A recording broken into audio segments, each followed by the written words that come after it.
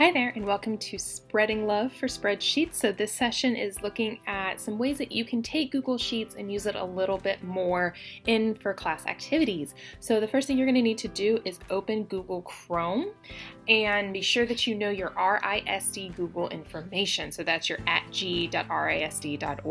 In case you need to contact me for any reason, I am located at the EdTech Hawk on Twitter, and then I also have a blog as well that shares a couple of fun little activities. So a couple of things for this session. If you do need me, this is my contact information. I am the new RHS digital coach, so I've transitioned from the I team and I'm working at RHS now. So what you're going to be doing in this session is looking at features within Sheets to help you customize your activities, hopefully looking at ways to implement auto grading and feedback, and obviously using some fun formatting to kind of clean up the way that the spreadsheets will look. So the way that you're going to get access to all of your course materials and session materials is going to be tapping on this heart. So this heart is going to take you to all of the presentation materials. So this will have your digital workbook.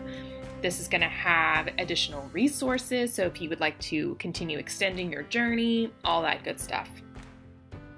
So if you start to scroll, you'll start to see all the information. If you are new to Wakelet, I highly suggest you check it out. It's one of the best extensions. It's one of the best websites. It's basically a way to collect all the things in multiple places. So here are the things that you will need for this session. So this is going to be the form that you will need to submit whenever you are finished. The biggest thing, however, is this digital workbook is what you're going to be needing to complete. You will be attaching this in the Google form to earn your credit. Also, be sure that you submit a reflection below so you'll get to see everybody's reflections. All tutorials and resources are built below, so feel free to continue scrolling. So go ahead and tap on here and it will ask you to go ahead and make your own copy of this digital workbook. Tap the blue button, make a copy, and this will automatically place a copy in your Google Drive. And it'll say copy of and all of that good stuff. Throughout this workbook, each tab goes through a specific skill that is in Google Sheets. And then there are examples built out that show you how to combine all of these skills into a class activity. Once it's done loading, you'll want to go ahead and rename your sheet by clicking in the upper left corner. So instead of saying copy of, if you want to double click on that and edit that to maybe put your name there instead, or if you want to title it Grow Conference, I'm going to type my name just so it's a little bit easier. And you can also type your name here as well. And you should see your name appear at the very top in the little welcome message. So hello, welcome Lauren Hawkins. So all of these tabs are going to help you be part of this task. So you'll see, oh look, there's your name again. So naming cells in spreadsheets are always going to be by column and row, and you'll also see that the column and row have been highlighted. So this one is E7, this one is C16, and this one is G12. So naming cells is very important. You'll kind of see that throughout this course. Go ahead and tap on grid lines. So grid lines are very helpful if you want to make this look more like a worksheet. So all you'll do is come to the top and you'll tap on the view option, it's the third menu, and all you're going to do is uncheck the grid lines. And voila, now it almost looks like a worksheet. So it's a little bit cleaner, something really nice. Text wrapping is helpful, especially if students are typing in the cells or if you have responses from a form. And you'll see here how this kind of keeps extending beyond. We kind of like to keep it within one cell. So you're going to come up here to this option where it says text wrapping, and you're going to tap on that. And from the drop down, you're going to choose this middle option where it says wrap. And you'll see now it's contained in one cell. Merging is also very helpful, so if you want to create headers, so it could be a title, it could be a discussion board, it could be a prompt, all you'll do is kind of select and highlight all of the cells and simply tap on the merge option. If you would like to center that, you'll choose the horizontal align and choose that middle option to center it. All done. And you can change with the font, so any of the fonts, you can always add more if you'd like, but feel free to change it, play with the font. You can choose a number or you can manually type in a number. Feel free to choose different colors, maybe a nice little pink, however you want to kind of make it look. Conditional formatting. This is one of the best shortcuts within spreadsheets simply because it's going to highlight cells automatically for you. So let's say I want to look for all of the teachers that are maybe located in A hall. So here's all of the room numbers. So I'm just going to highlight all of these cells, come all the way up here to format, and then you're going to scroll to the very bottom where you see conditional formatting. And it's going to pop open this little sidebar, and I'm going to format all of those cells, and I'm just going to put if it contains the letter A, because I'm just looking for A hall, and let's make them pink. And then I tap on done. Cool, that's it. So the good news is, let's say, oh, I got this room wrong. It's supposed to be A203. It automatically will color code. This works really well if you also have checkboxes, which I will show you how to insert later. So right now, if I check them, it works really nicely, but what I would like is it to go green if someone has turned something in. So I'm just going to add another rule. So those are the cells, so D2 to D7, and I'm going to do text is exactly. So in Google Sheets, if a checkbox is selected, they say that is a true statement. And if it's unchecked, that's something that they say is false. So if it's true and it's checked, I want it to go green. And then I'm going to add another rule, because I can add multiple rules. Text is exactly false. I'm going to color code maybe it yellow. Oh, look at that. They turned yellow. Tap on done. And now if I check the boxes, they'll automatically go green. Centering, we actually already kind of saw this. So the centering that we saw was the horizontal one. So that was this option over here. The other option I want to do is center vertically. So maybe if I want a text to be exactly in the middle, that's going to be the option right next to it. Let me zoom in a bit so you can see that, and I'm going to choose the middle option. Done. Not too bad. So here is example number 1 showing you all of the different skill sets combined into one. So you can see that the revolutionary discussion is merged at the very top. I chose a different font size. You can see the grid lines have been removed. You can also see all of this has been centered and aligned. I've had to wrap text to do something like this. So now let's say that I've had a great discussion board, but now what I want to do is find all of the examples where maybe a battle was mentioned to see how many kids talked about the battles. So I'm going to select all my student answers. Again, if you don't see that conditional format, you can always snag it again, but I'm going to add a rule, and I'm just going to have it just contains the word battle. And let's put this in red. Oh, look at that. Here are all the student answers that mentioned the word battle. So that can be really, really fun. So now we're going to take a look at something called alternating colors. So alternating colors, again, is a nice little visual shortcut to help kind of see all the lines in rows. Normally we kind of have to use our mouse to scroll all the way across, not with alternating colors. So I'm going to select the table that I would like. I'm going to go under Format, towards the very bottom, and you're going to select alternating colors. And you'll see one has already been provided, but you can choose all the ones you want. Okay, I promised you I would show you checkboxes. So on inserting checkboxes, so let's say I want checkboxes for turned in, I wanted to know whether they've attended tutoring, and when they're maybe ready for the next step. So all of these cells I want to have checkboxes. So all you have to do is come to the top, tap on the insert menu, and it doesn't look like you'll see anything yet until, checkboxes, that option right there. And now you'll see you've got checkboxes. Data validation is the next option. So this is helpful if you would like to kind of create a custom drop-down menu. So let's say right here that I want to add some lunch options for students to sign up for, just to make it a little bit easier, and I don't need to worry about typos. I just want to give them the choices that they can pick from. So I'm just going to select and highlight all of the cells.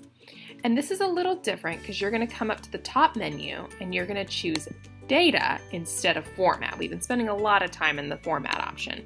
So you'll just tap on data, and you're going to look for the option that says data validation. And we're going to select this option, and we're going to choose from a list of items instead of from a list. So we're going to tap on this drop down right here and choose list of items. And then I'm going to tap soup, salad, sandwich. And then tap on the save button. So now, under each person, they can just tap on the one that they would like. Don't forget to fill in this little option right here to see how this could be helpful as a nice little mini reflection. So the next example combines all of the skills, including alternating colors, checkboxes, and data validation. So this is a possible skills check that a student could use to help them keep track throughout a unit. So under how I feel, you'll see the data validation dropdown, and instead I chose emojis instead of items. So I put a thumbs up. And you can also see that they were conditionally formatted to include. So visually, as a teacher, when they turn this in, it's going to be really easy to tell where they're still struggling, where they're still thinking, and then students can select whether they've attended tutoring on those subjects. On this example right here, this one is going to be really helpful as a digital tracker throughout. So this is something that, again, you could use per unit, you could use it per week. So where status, maybe a kid is going to fill in, they need some feedback on their current work. So the students will fill in their first name, their last name. You would fill in the due date and the name of the assignment. And then the students would come here and say whether they finished working, so you know whether they're on track. And then I'm currently working on this assignment. And then clearly I can see that I've not started. The teacher can fill in where the assignment is located. And then student or teacher can leave additional notes here.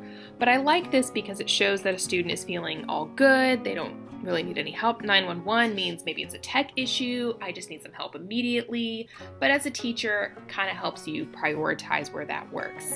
All right, option 10. So this is using if and then. This is a type of formula that will help give students feedback and also let them know how they are doing. So on here, you can kind of see up at the top that a formula has already been provided. So basically, if I see the answer revolutionary, which is the correct answer, then I want to tell the student, great job. And if they got it wrong, I need to tell them to try again. So that's how all of these formulas are going to work. It's always based on what the kids put. Obviously the score column would be hidden. This is just so that you can see how to start doing the formulas. So we're going to type in this yellow, so it looks like 12 is an incorrect answer. So we're going to try this with numbers. So I'm going to type equals if, because it's an if formula. So if I see the answer 12 here, it's going to be the wrong answer. So let's say the correct answer is 20. So we're going to say, great job, because they got it right.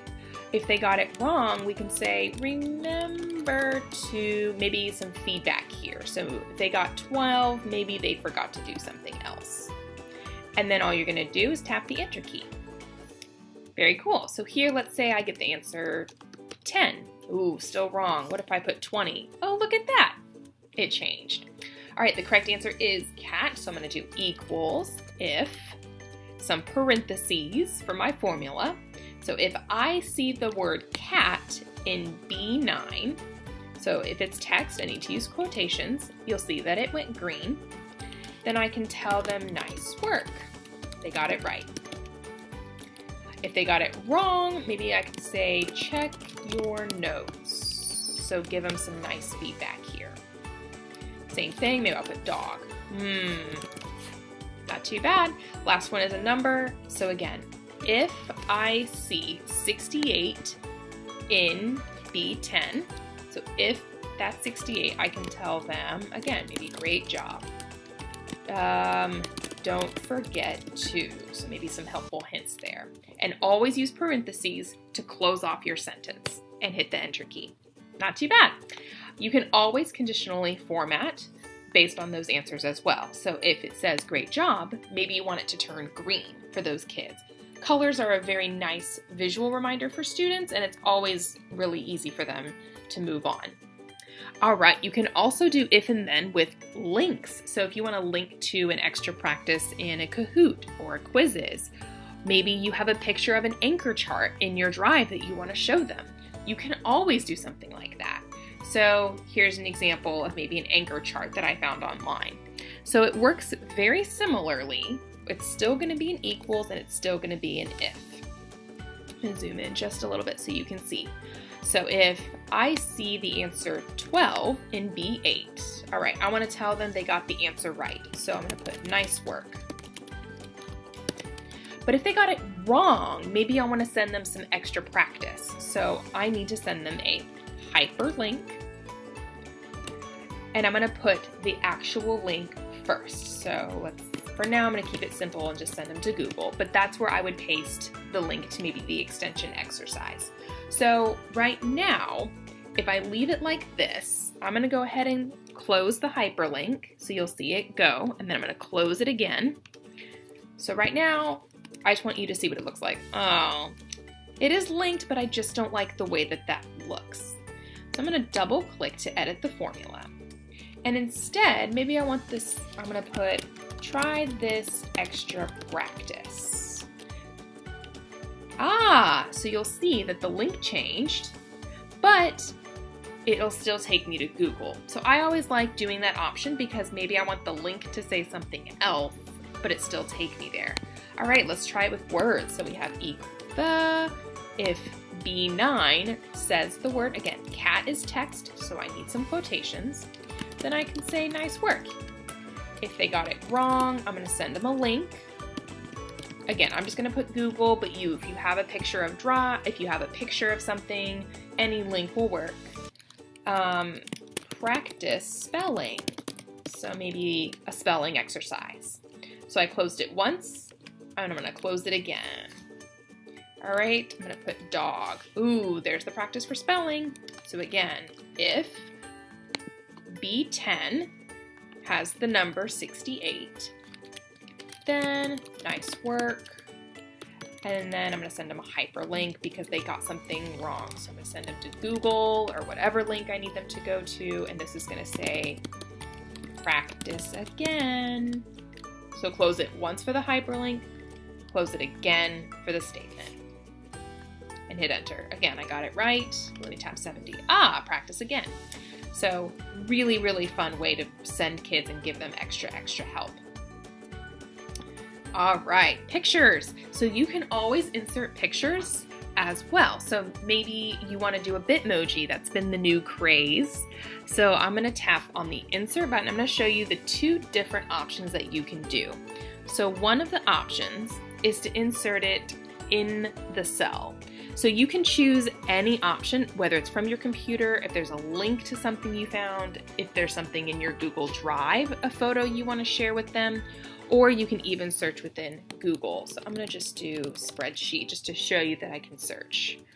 All right, I like that icon. So I'm going to tap on that and select insert. So right when it goes in, you'll see it's super, super small. So if you want to make the picture bigger, take this blue line and drag it down. Ah, now you can see it. So that's in a cell. The other option for images that you have goes over the cells. So it's very similar. This time I'm just gonna still search Google Drive. Let's do Google Sheets. Search another phrase. Ooh, I like this icon. Tap on insert. And now you'll see how it already differs. So it can go anywhere on the spreadsheet, make it bigger and smaller.